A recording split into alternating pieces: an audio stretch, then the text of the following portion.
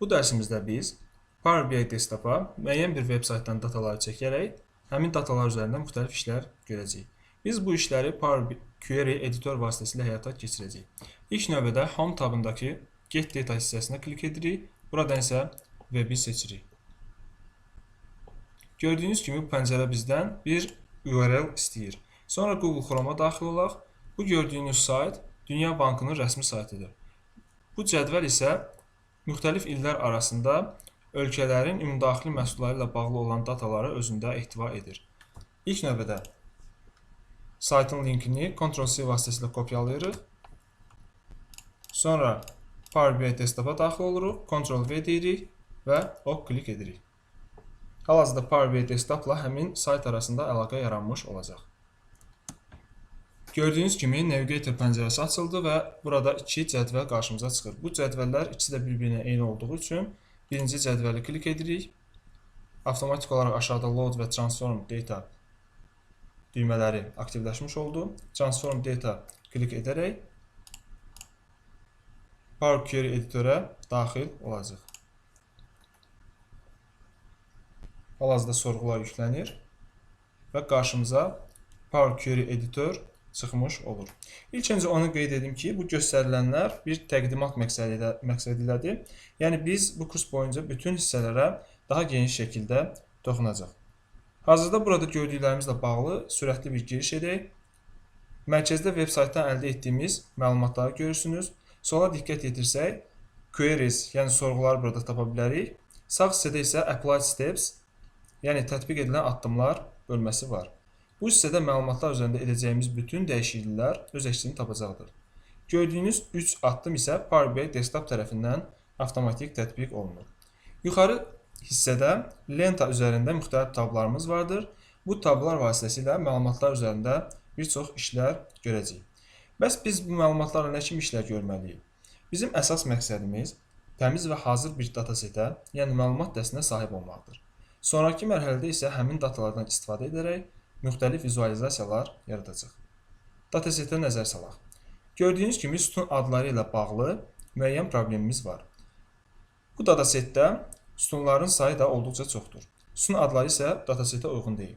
Çünki ilk sütunun adı column bir yerinə country olmalıdır.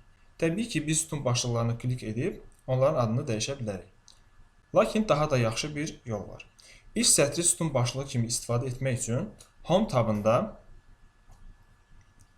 Transform kateqoriyasındakı Use First Rows as Headers seçimini etməliyik. Hal-hazırda ona klik edirəm. Gördüyünüz kimi istədiyimiz nəticəni almış olduq. Datasetin ilk sətri sütun başlıqlarına çevrildi. Sağ tərəfdə Apply Steps hissəsinə nəzər salsaq, yeni əməliyyatı burada görə bilərik. Əgər əməliyyatı geri almaq istəsək, onun yanındakı X-a bənzər olan işarəni klik etməliyik. İndi isə dataset üzərində edə biləcəyimiz müəyyən əməliyyatlara nəzər salaq. İstənilən bir sütun üzərində sol klik edib onu seçə bilərik. Həmçinin klaviaturanın sağ və sol düymələrindən istifadə edərək digər sütunlara da keçə bilərik. Gördüyünüz kimi bunları etmək mümkündür. Məsələn, Scale adlı sütunu biz datasetdən silmək istəyirik. Bunun üçün biz həmin sütunu klik edərək Home tabında olan Remove Column seçəneyindən istifadə edə bilərik. Gördüyünüz kimi həmin sütun silinmiş oldu. Həmçinin həmin sütun üzərində sağ klik edərək də sütunu Remove vasitəsilə silmək mümkündür.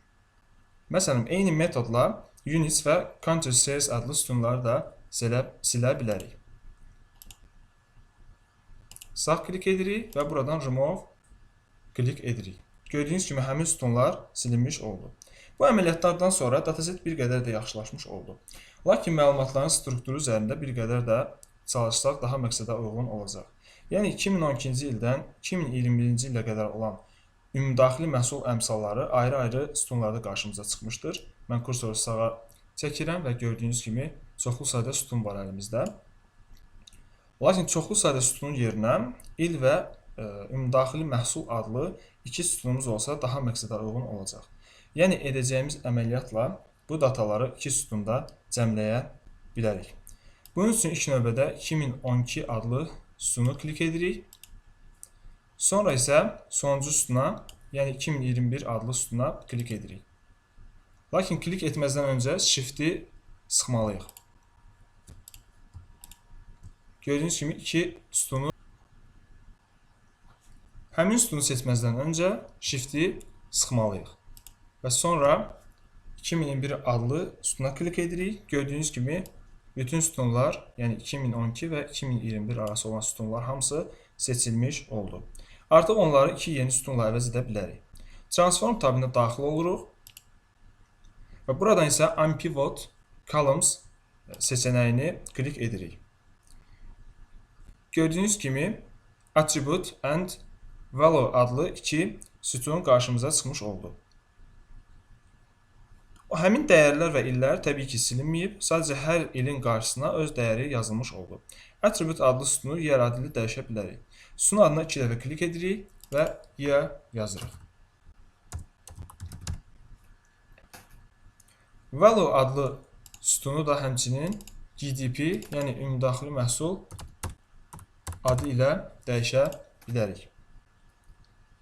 Bu yolla biz məlumatların strukturunu daha da yaxşılaşdırmış olduq. Hazırda yeri yaranan sütunlarla bağlı daha bir problemimiz var. Gördüyünüz kimi sütun adının yanında ABC işarəsi vardır. Bu işarə həmin sütunun data tipini bildirir. Data tipi dəyişmək üçün həmin işarə üzərində klik edərək digər tipi seçə bilərik. Year sütununda gördüyünüz kimi ABC yazılıb və biz bu year sütununu date adlı date tipi ilə dəyişməliyik. Çünki year bizdə illəri bildirir. Date klik etdikdə və artıq qarşımıza illər çıxmış olacaq. Həmçinin GDP sütununu da tipini dəyişmək üçün ABC-yə klik edirik və buradan decimal number seçirik. Gördüyünüz kimi qarşımıza onluq ədədlər çıxmış oldu. Beləliklə iş data hazırlanmasını həyata keçirdik.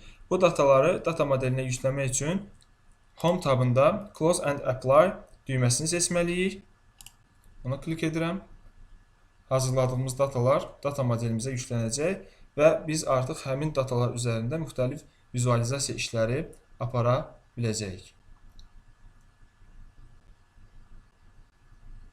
Sorğular yüklənir.